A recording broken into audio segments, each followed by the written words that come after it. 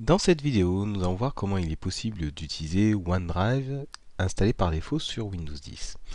OneDrive est un service de stockage en ligne qui vous permet, si vous avez bien sûr le logiciel, de synchroniser vos fichiers présents sur votre ordinateur, tablette ou smartphone sur les serveurs de Microsoft. L'avantage, c'est que vous pouvez accéder à tous vos fichiers, à toutes vos données, du moment que vous avez une connexion Internet.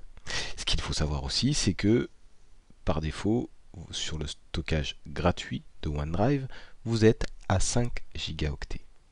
Alors comment utiliser OneDrive présent sur Windows 10? Dans Démarrer, je vais taper OneDrive. Je vais sélectionner celui-ci, OneDrive application de bureau. Et ensuite, là, dans cette fenêtre, vous avez la possibilité de mettre votre adresse mail.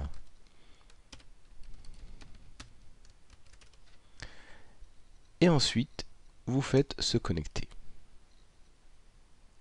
Ensuite, le mot de passe. Si vous n'avez pas de compte Microsoft, vous pouvez en créer un. Et vous avez toujours, bien sûr, la possibilité de retrouver votre mot de passe. Je vais faire se connecter. Maintenant, vous avez quelque chose de très important. C'est l'emplacement. Par défaut, il va se mettre sur votre profil, comme vous le voyez ici. Maintenant, si vous n'avez pas beaucoup d'espace disque sur C, vous pouvez, en faisant modifier l'emplacement, vous pouvez choisir un autre emplacement sur votre PC.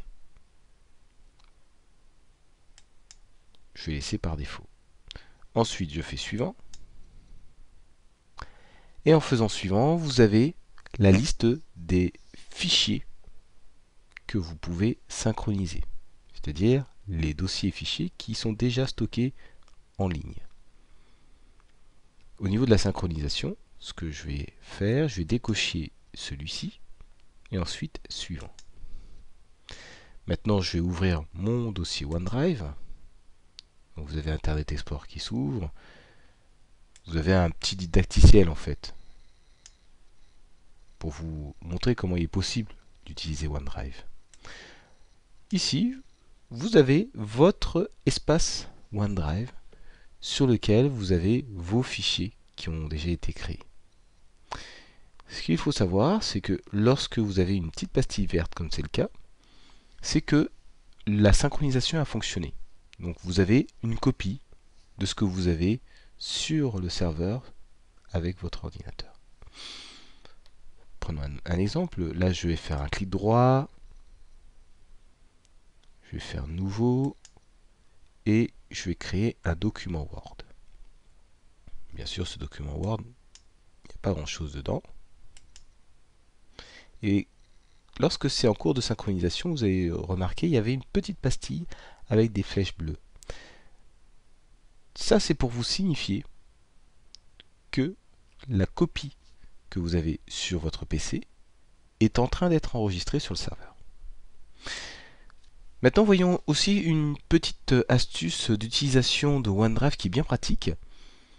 Imaginons que ce fichier, je souhaite le partager, par exemple par mail.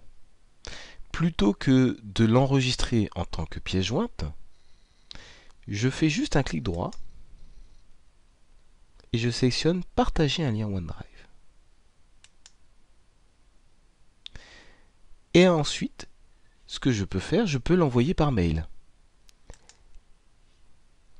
Là, je ne vais pas l'envoyer par mail, mais je vais vous montrer le résultat de la personne qui va ouvrir ce lien de partage que vous avez créé. Donc, je ne vais pas le mettre en navigateur par défaut. Je fais un clic droit et là, je fais coller et y accéder. Et donc là, le lien que j'ai créé m'amène sur le fichier que j'ai créé, le fichier que j'ai dans OneDrive. Maintenant, je retourne ici. Je vais essayer de le comparer pour voir. Donc, Vous voyez, c'est exactement le même fichier. Donc un des avantages de OneDrive, c'est que plutôt que d'enregistrer des pièces jointes sur vos mails, vous pouvez utiliser des liens. Et là, c'est beaucoup plus simple, puisque vous êtes sûr que, en fait, dans votre messagerie, dans votre boîte de réception, ça prend aucune place. Et là, c'est beaucoup plus facile à gérer. Vous avez aussi une petite icône ici sur OneDrive. Donc c'est quelques nuages que vous voyez là. Quand vous laissez votre souris, vous avez le statut si c'est à jour ou en cours de synchro. Si vous faites un clic droit, je vais refaire un clic droit bien sûr OneDrive. Donc si vous faites un clic droit, vous avez les paramètres.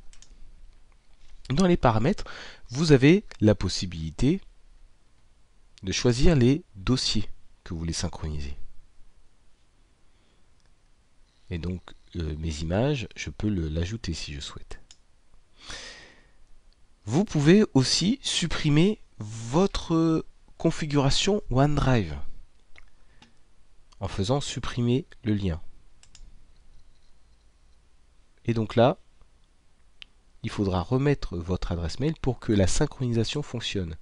Puisque si vous remarquez bien, effectivement, les fichiers sont toujours présents sur votre ordinateur, mais vous n'avez plus la petite pastille verte pour vous indiquer que c'est synchronisé ou en cours de synchronisation.